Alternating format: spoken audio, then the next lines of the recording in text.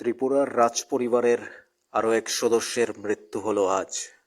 মুনমুন সেনের স্বামী ভরত দেববর্মন ত্রিপুরার রাজপরিবারের রাজপুত্র তথা জিষ্ণু দেববর্মনের ভাই আজ প্রয়াত হলেন।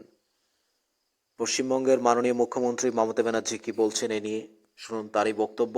থাকুন নিউজ ত্রিপুরা ওয়ান চ্যানেলের সাথে। ত্রিপুরার রাজপরিবারের সদস্য ভরত দেববর্মন, যিনি নায়িকা মুনমুন সেনের স্বামী ছিলেন, তিনি আজ প্রয়াত হয়েছেন।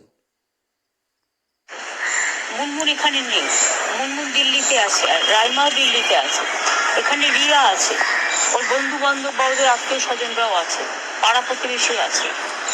তো মুনমুন ইন্ডিগো ফ্লাইটে আসবে, ও আসলে ওকে তাড়াতাড়ি আমরা নিয়ে আসার ব্যবস্থা করবো। মুনমুনের সাথে আমার কথা হয়েছে, ও বেচারা জানতো না, তোমাদের কাছ থেকে জেনেছে হয়তো প্রেসের মাধ্যমে। এবং ভরত আমাদের খুব ভালোবাসেন, এত অমায়িক লোক ছিলেন যে ওনার কোনো ইটস এ গ্রেট লস। এবং এমন কিছু বয়সও হয়নি মৃত্যু, হট করে মারা গেছেন, ওরা বলছে স্ট্রোক করে মারা গেছেন। তো যাই হোক, আমি নিজে আমার ব্যক্তিগতভাবে আমার নিজের একজন খুব ওয়েল উইশারকে এবং আমার একজন আত্মীয়কে হারালাম।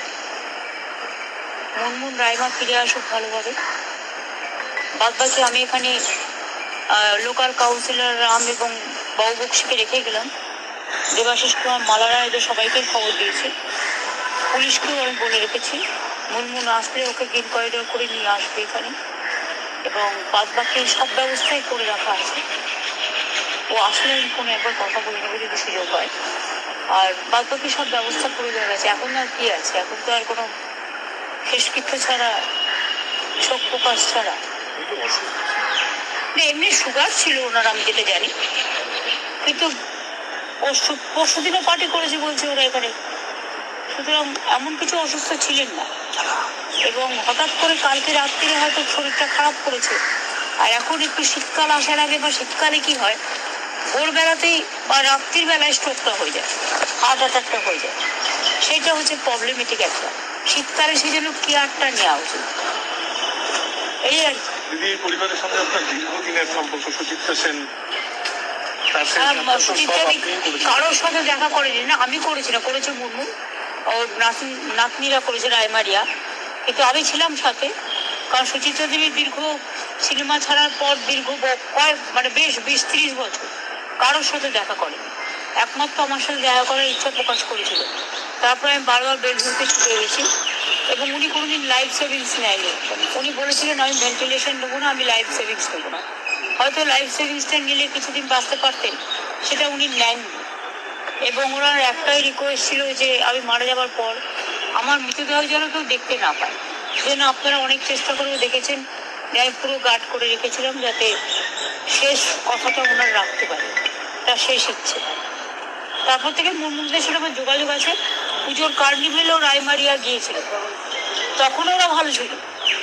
আর যদি খারাপ থাকতো তাহলে কি আর মুনমুন দিল্লি যেত? এটা খুব স্বাভাবিক, একটা হঠাৎ করে হয়ে গেছে, খুবই দুঃখে। আর কি বলবো, আপনার সঙ্গে অনেক বছর চলে গেল। আমার সাথে সুচিত্রা মুনমুনের অনেক দিনে, মুনমুন তো আমাদের এমপিও ছিল, কিন্তু তার সাথেও বেশি পারিবারিক হিসেবে আমার সম্পর্ক খুব ভালো ছিল, এখনো আছে।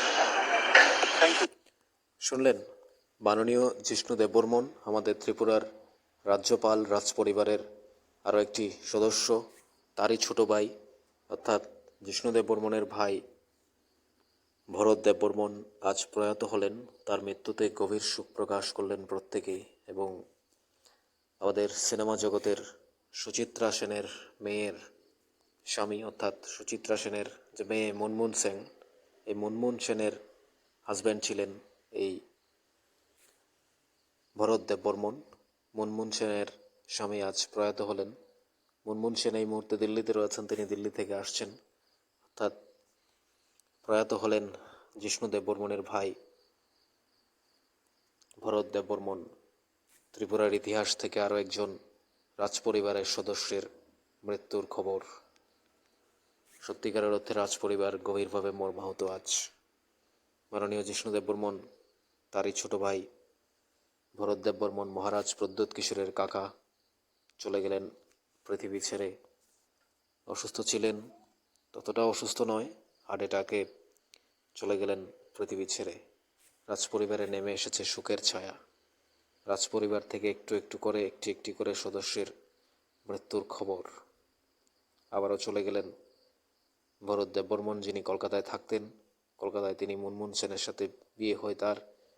সিনেমা জগতের বিখ্যাত সুচিত্রা সেনের কন্যা মুনমুন সেনের স্বামী ছিলেন এই ভরত দেববর্মন। ত্রিপুরার সাথে ওতপ্রোতভাবে জড়িত হয়ে পড়ে অর্থাৎ আরেকবার জিষ্ণু দেববর্মন, যিনি বর্তমানে রাজ্যপাল রয়েছেন ত্রিপুরার, যিনি ত্রিপুরা থেকে রাজ্যপাল নির্বাচিত হয়েছেন, যিনি অন্ধ্রপ্রদেশে রাজ্যপাল হিসেবে রয়েছেন, অর্থাৎ তারই ছোট ভাই ভরত দেববর্মন নিহত হলেন।